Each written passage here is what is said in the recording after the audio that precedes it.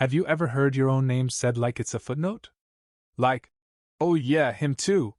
Or, he's still around, I guess. That was my entire childhood. If you flip through our family photo albums, and yes, we still had the dusty old binders, because my mom thought digital storage was a government plot, you'd notice something strange. Every page was a shrine to my brother, Evan. Baby Evan on the hospital bed. Evan's first tooth. Evan's second tooth. Evan winning the second grade spelling bee with the word xylophone, despite spelling it with AZ. No one cared. And me? One blurry picture, off to the side, mid-blink at a Thanksgiving table. Cropped so hard, I looked like I'd photobombed the meal. I used to joke that I wasn't born.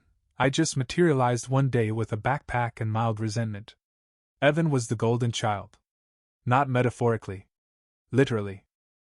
When he graduated from high school, my parents bought gold balloons that spelled out #one son. Not even congrats. Just that. Like I was ranked somewhere beneath the dog. By the time we hit our 20s, the dynamic had solidified like bad jello.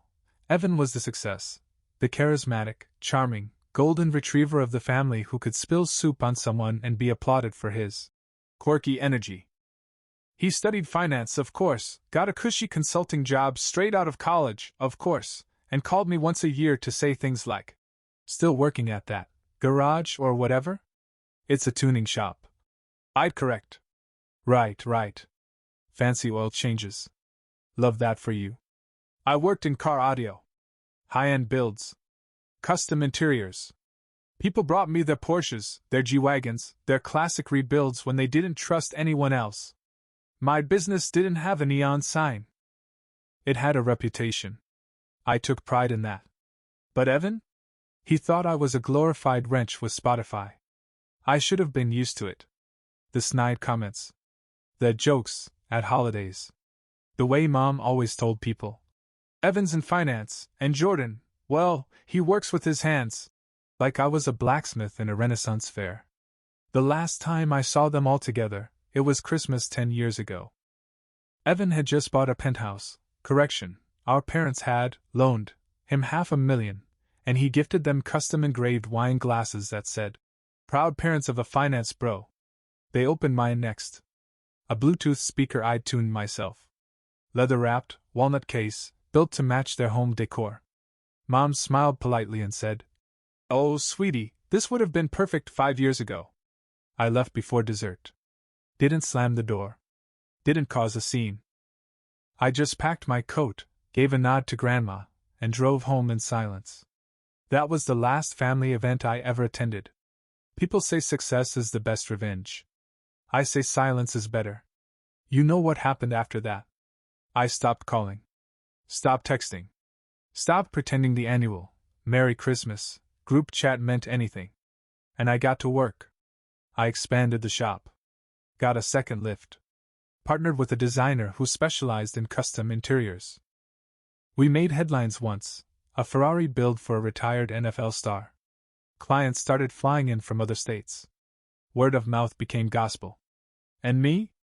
I stopped caring whether Evan thought I was worth dinner conversation. 5 years ago, I bought a lakefront villa. Not huge. Just clean, modern, with radiant heating and floor-to-ceiling windows that made snowstorms look like art. A quiet retreat. Nobody in my family even knew I moved.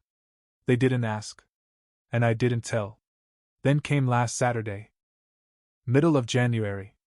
Cold enough to make your nose hairs freeze. I was sipping espresso in my robe, reading a mystery novel by the fire. Bruno, my 70-pound mutt who thought he was a lap dog, curled up beside me. And then... knock, knock, knock. At first, I ignored it. Figured it was delivery.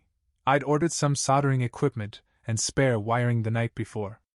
But when the knocking turned into full-on pounding, I got up. Opened the door. And there he was. Evan. My brother. Standing on the porch like a lost UPS intern. His once perfect hair windblown, cheeks red, jacket too thin for the weather, and a duffel bag at his feet like he just stepped off a Greyhound bus. "Jordan," he said, like the name tasted strange in his mouth. I blinked once. Then smiled politely. And said, Sorry, are you the delivery courier? You look a little lost. His face dropped. I didn't move. Behind me, Bruno growled softly. Evan looked down at his bag, then back at me. Can we talk? That depends, I said. Are you here to mock my garage again, or did you finally blow up your golden life and decide the weird brother might be useful? He flinched like I'd slapped him. And for the first time in my life, I didn't rush to soften the blow. The last time I saw Evan unsure of himself, we were 12. He tried to cheat on a middle school math quiz and got caught, blamed it on a rogue calculator app. Then cried so hard the teacher gave him a tissue and told him he was brave for admitting it. That was the baseline. Evan messed up, the world bent backward to excuse it. So when I saw him standing on my porch, breath fogging up in the cold, duffel bag at his feet, looking like a Wall Street trader who just got kicked off his yacht, my brain stalled. This was a man who once said, and I quote, "Real estate is for people who failed at stocks." This was the man who, after my business made local news, commented under the article, "Not bad for a guy who used to glue speakers into cereal boxes." And now he was shivering like a raccoon in a wind tunnel. "Jordan," he repeated, voice strained. Can I come in?" I didn't answer right away. I looked him over. His jacket, some overpriced thin designer brand, was soaked. His shoes were meant for city pavement, not mountain snow. And his duffel bag, torn at the handle. This wasn't a visit. This was a collapse. Bruno sniffed the air behind me and huffed, clearly unimpressed. "Come in before you freeze your self-worth off," I said flatly, stepping aside. Evan staggered in like he expected the floor to reject him. He stood awkwardly in the foyer, dripping onto the hardwood. His eyes scanned the space, the open layout, the stone fireplace, the custom sound system tucked into the ceiling molding. He didn't say it, but I saw it on his face. He had no idea I'd built something this nice. I handed him a towel without a word. He toed off his shoes and muttered, "Thanks." We sat in the living room, silence thick. I sipped my coffee. He watched it like it was a lifeline. "You want one?" I asked. He nodded, and for the first time in his life, didn't make a snarky joke about how bougie I was for grinding beans fresh every morning. Progress, I guess. Over coffee, the dam finally broke. "I lost everything," he blurted. I said nothing. He blinked fast, like he couldn't believe I wasn't throwing him a lifeline immediately. "I got let go 6 months ago," he went on. "The hedge fund folded after some bad calls. I tried to freelance. I burned through my savings. My lease ended last week and Mom and Dad are in Europe for a wedding." "Which one?" He blinked. "Does it matter?" I shrugged. "Just wondering who gets the golden toast now." He looked away. Apparently, Mom and Dad hadn't picked up when he called. Maybe that surprised him more than the market crash. But me? I'd seen it coming for years. Evan built his identity on being untouchable, the favored son, the top earner, the one with a business card fancier than his diploma. But when you build your life on pedestal bricks, one little crack makes the whole thing collapse. "I didn't know where else to go," he muttered. I stirred my coffee. "Do you remember?" I said casually. "When I asked to crash at your place after my lease fell through in 2009? You told me your place was too minimalist to host guests." He looked up sharply. "I was a jerk. You were a brand." He winced. "I deserve that." I sipped. "More, actually." He sat quietly for a minute like he wanted to argue, then slumped deeper into the couch. "I was wrong about a lot of things," he said. "About you. About this." He gestured vaguely at the villa. "I thought you'd never make it. Not without connections." I raised an eyebrow. "Because sound systems require hedge fund backing?" He almost smiled. "Almost. You were always better than me at building stuff," he said. I just didn't want to admit it. That one hit differently. Because the Evan I knew wouldn't admit fault if you had him on camera holding a smoking gun and a confession note. Still, a decade of mockery doesn't get wiped away by one frostbitten apology. He finished his coffee in silence, then looked up again. "Could I stay for Just a couple of nights? Until I figure things out? I leaned back, stared at him for a long moment. Depends. On what? I smiled. Are you okay sleeping in the garage? To his credit, Evan didn't argue. Didn't scoff. Didn't act offended. He just nodded slowly and said, Fair enough. That's how I knew things were really bad. Because old Evan? 10 years ago, Evan? He would have laughed, said something like, Are you serious? Or, Come on, man, I'm not a car battery. But this version? He followed me to the garage. Now, when I say garage, I don't mean some dusty oil-stained shack with a single dangling light bulb and a rusty fridge from 2003. No. This was my garage. Radiant heated floors. Acoustic foam panels. Smart thermostat. A leather couch I kept in the corner for client consultations, or naps after long nights working on builds. Flat screen on the wall. Mini fridge stocked with energy drinks and sparkling water. A Murphy bed I installed last year for the occasional late shift crash. Basically, the garage was nicer than most people's first apartments. Evan looked around and gave a small, humorless chuckle. You really turned this into something. I just tossed him a clean towel and said, Showers through the back. Try not to cry in it too loud. The neighbors will think I adopted a sad musician. That got the first real smirk I'd seen in years. The next morning, I woke up to a strange sound, silence. No espresso grinder. No Bruno pacing around. No distant Spotify from the garage. I found Evan outside, shoveling the front walkway. Badly. It looked like a raccoon had tried to fight the snow into submission. What are you doing? I asked, blinking through the steam of my coffee. Helping? He said, wiping sweat from his forehead with a sleeve that was definitely not meant for manual labor. You missed half the steps. I'm pacing myself. Are you pacing, or just pretending to be helpful for rent-free optics? He dropped the shovel and leaned on it like a tired lumberjack from a shampoo commercial. Why do you always have a comeback? Why do you always set them up so easily? Another smirk. This one almost reached his eyes. We stood there for a moment, snowflakes drifting around us, our breath fogging in the air like ghosts of unspoken things. Later that day, he wandered into the workshop side of the garage, where I was midway through wiring a custom amp under a Mustang's trunk lining. You ever think about hiring someone? He asked casually, leaning on the counter. Not unless they can solder blindfolded and tune audio frequencies by ear. He nodded. Cool. So, not me. I gave him a look. Not even close. He nodded again, slowly. Just checking. I knew what that meant. I could see it starting already, the part where he'd float the idea of staying longer. Maybe offer to help out. Say things like, could learn the ropes. That kind of language. But I didn't bite. Because I wasn't ready to let him slip back into my life like nothing had happened. Later that night, we made pasta. Mostly because it was the only thing he remembered how to cook without a delivery app. Do you remember that Christmas? I asked casually. When you told Grandma I'd probably end up selling hubcaps on the side of the road? He winced. Yeah. You were 17. I thought it was funny. She cried. He went quiet. I didn't push further. Just let it sit there in the space between boiling water and distant memories. Eventually, he muttered. I was a jackass. You still kind of are. I'm working on it. Another pause. Then he looked up. Why'd you let me in? I shrugged. Maybe because the guy who mocked me for a decade looked like a half-frozen lost delivery man. He smiled, but it faded fast. I didn't know where else to go. He said again. I called a few people. I raised an eyebrow. He hesitated. I called Mom and Dad. He admitted.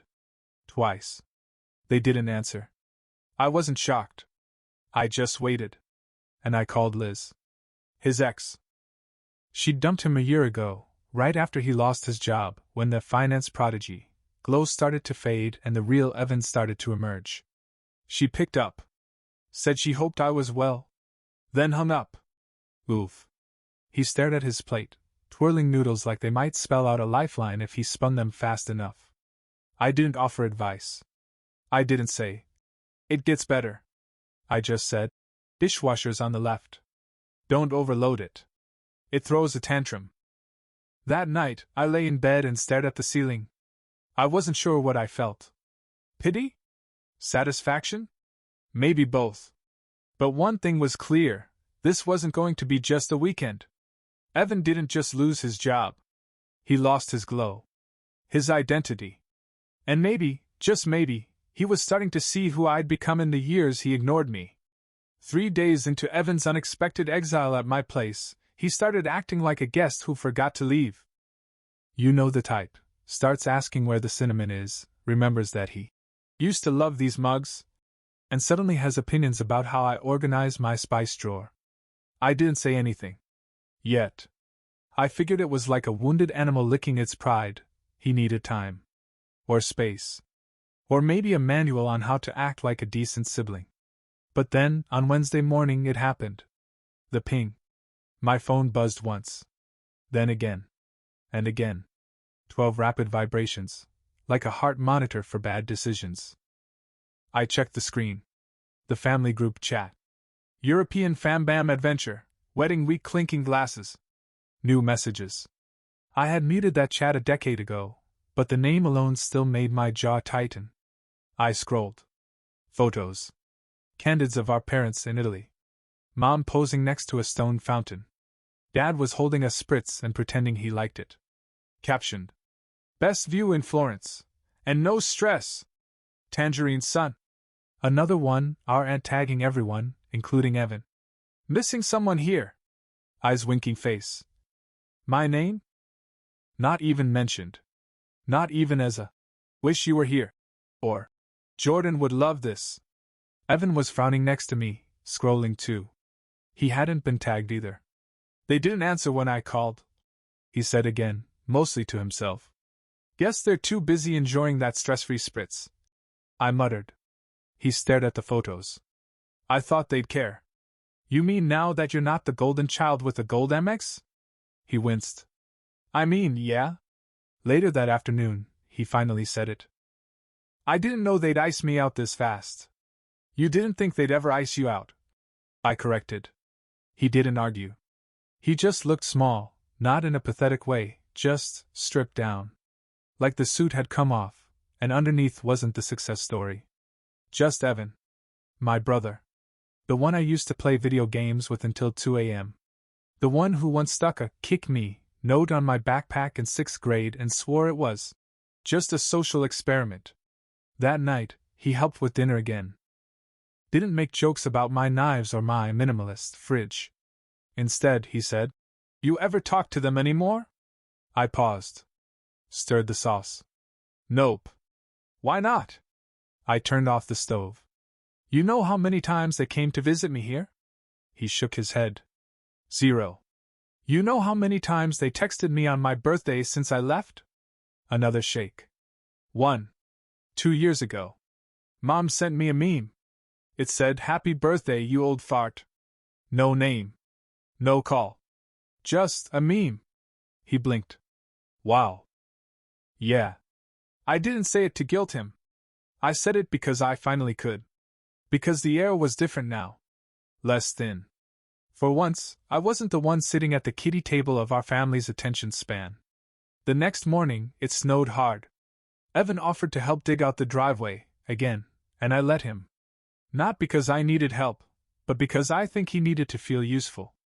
Halfway through, I brought out coffee in travel mugs. He sat on the porch steps, cheeks red, gloves soaked, sipping like it was the best thing he'd had in weeks. I don't know who I am without their approval, he admitted suddenly. I raised an eyebrow. I used to call Mom after every promotion, he continued. Even for little wins. And now... He trailed off. They didn't answer, I said. He nodded. It's like, they only loved me when I was useful. I didn't say anything. Because that sentence hit way too close to home. He looked over. Was I ever like that with you? I looked him dead in the eye. Worse. He flinched. Fair. I sipped my coffee. But you're here. Which means you're out of backup plans. He smirked. And espresso. Also that. That night, I noticed something strange. Evan had changed my contact name in his phone. From Bro to Jordan. Just my name. No emoji. No label. And somehow, that said more than any speech ever could. The thing about silence? It doesn't last long. Especially with our family. It was the 4th day since Evan arrived. The storm had mostly cleared. Bruno was snoring in the corner like he'd finally accepted Evan wasn't a burglar. And I was midway through drafting a client invoice when I heard Evan's phone buzz 3 times in quick succession. Then he froze. I didn't even look up until I heard him whisper, "It's Mom." That got my attention. He stared at the screen like it might bite him. "Are you gonna pick up?" He hesitated. "What if it's just to ask about the wedding photos?" "Then hang up." He sighed and answered, "Hey, Mom, yeah. I'm fine. I'm at..." He glanced at me, then stood and walked into the kitchen. Bruno raised one eye like he was also eavesdropping. I tried not to listen. I really did. But I couldn't help catching the tone. Soft. Deflective. Defensive. Then, loud enough for me to hear clearly. "No, I didn't tell him yet." My fingers paused on the keyboard. "Tell me what exactly?" The call ended a few minutes later. He came back in, acting casual, like he hadn't just been talking to the woman who hadn't returned my messages in a decade. "So, Mom says hi," he muttered. I raised an eyebrow. "To me? Or to her former tax deduction?" He cracked a smile but didn't bite. Instead, he sank into the armchair across from me, cradling his phone like it might break from guilt. "What didn't you tell me?" I asked. He froze. That's when I knew something was off. He didn't spill it right away. Instead, he deflected. Said he was tired. Said he'd shovel again tomorrow. Even offered to finally vacuum out Bruno's fur corner. By dinner, I'd stopped asking. If he didn't want to talk, I wasn't going to beg. But right before bed, he knocked on my office door. I looked up. He held a folded piece of paper. "What's that?" "My last secret," he said, tone flat. I took it. Unfolded it. And then I saw it. A printout of an email. From our father. Subject line: "Need to talk about the villa situation." Body: "Evan, if you're staying at Jordan's, remind him that technically, the villa was bought with our help. If he gives you trouble, mention the trust paperwork. He'll remember. Might make him rethink how he treats family. Also, we need to talk about adding your name to the paperwork, in case he bolts." I stared at it. Then back at Evan. "You knew about this?" He shook his head quickly. No, I didn't until after I arrived." "He sent it while I was here." I narrowed my eyes. "Why'd you keep it?" "Because I didn't want to believe they'd pull that crap. Again. And yet, here we are." He looked genuinely panicked now. "Jordan," I didn't reply. "I swear. I'm not here to take anything. I'm just here." He slumped onto the couch. "They think I can manipulate you," he muttered. "Like it's still 2007. Like I still matter enough to twist you. You did once." "I know." Silence. Then I grabbed the paper. Folded it neatly. Dropped it into the fireplace. And watched it burn. Evan stared, wide-eyed. "You're not mad?" "Oh, I'm furious," I said calmly. "But not at you." "Then who?" I didn't answer right away. Instead, I stood up, grabbed my laptop, opened a file folder labeled Deed and Trust, and clicked. I turned the screen toward him. There, underlined in bold, was a scanned line that read, "This property is solely owned by Jordan Reese. No liens. No co-signers. No beneficiaries." "Dad didn't know I refinanced last year," I said. "Paid off the mortgage in full. Removed their name from anything that ever touched this address." Evan blinked. "You never told them?" "Nope." "Why?" I smiled faintly. "Because I wanted to see what they'd try next." He sat back, letting out a breath he'd clearly been holding all day. Then, softly, "I don't think I can go back to them." I nodded. "That's the thing about pedestals. Once you fall off, they don't have room for you at the bottom." 2 days passed after Evan showed me that email. Things got weirdly peaceful. We worked on a client build together, him holding wires, me soldering. He didn't mess anything up. In fact, he asked questions like he actually wanted to learn. He even managed to help without bragging once. It was the strangest version of my brother I'd ever seen. Until Friday morning. We were halfway through rerouting a trunk subwoofer when my phone buzzed with a calendar reminder. Groceries plus salt bags, 10 a.m. I threw on a coat, told Evan I'd be back in an hour. When I returned, there was a rental car in the driveway. And standing on my porch, bundled up like they were doing a magazine shoot for rich people surviving winter, were my parents. My mother was holding a Tupperware container, lasagna maybe. Dad stood behind her like a backup singer for guilt. I parked slowly. Got out. They didn't smile. They didn't wave. Just watched. Like they were waiting for me to say thank you for showing up unannounced at a house they once pretended I didn't own. I walked past them and opened the door. They followed without asking. Still not much of a hugger, Dad muttered, stepping inside. Still not much of a texter, I replied. My mom placed the container on the counter. We just thought we'd stop by. Check on you boys. I blinked. You flew back from Italy to check on us? She gave a tight smile. We were already flying through the States. Just a detour. Translation: they found out their trust play failed. Evan appeared in the hallway, eyes wide. Hey, he said, voice dry. Dad didn't even pretend to greet him. He just launched in. We're here because there's been a misunderstanding. Oh, please, I said. Is this the part where you pretend the email was AI generated? Don't be dramatic, Mom snapped. You literally tried to assign my house like it was a group project. Dad cleared his throat. Look, Jordan, families help each other. We thought if Evan needed a place, and you had one, it was only fair. Fair? I barked a laugh. You want to talk about fair? Let's talk about freshman year, when you told me college wasn't in the budget, 2 weeks before buying Evan a new SUV. That SUV was used. Still had the dealership tags. My mom held up a hand. We didn't come to rehash the past. Of course not, I said. Because the past doesn't serve you anymore. Evan stepped in. I didn't show him the email to start drama, he said quietly. I showed him because I didn't want to be part of it anymore. Mom turned to him, shocked. You're siding with him? I'm staying with him. Not stealing from him. You think we're thieves? Dad snapped. No, I said. Thieves at least admit they took something. They went quiet. Then Mom tried one last time. Jordan, we made mistakes. But we're still your parents. We still love you. You loved a version of me that never existed, I said. The quiet one. The one who didn't ask for anything. The one who kept your image tidy. Dad's face twisted. You think you're better than us now? Because you've got some fancy garage and lake views? No, I said calmly. I think I'm safer without you. They left without finishing the lasagna. Didn't say goodbye. Didn't hug Evan. Didn't even close the front gate. Just backed out of the driveway like it was someone else's property. Because it was. Later that night, Evan knocked on my door.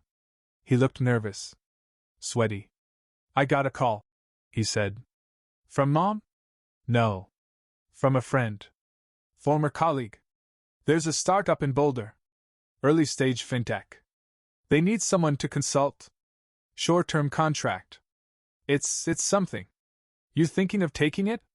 He hesitated. It starts Monday. I need to crash in town. Figure things out. I nodded. That's fair. He looked at me for a second, then said, Thank you. For not throwing me out. For letting me see who you really are. I smiled. And who's that? He laughed quietly. The only adult in the family. Evan left on a Sunday morning. No grand farewell. No speech. Just 2 mugs of black coffee, a pat on Bruno's head, and one last snow-cleared path from the garage to the car. Don't let the amp board overheat, he warned, half smirking as he zipped his duffel.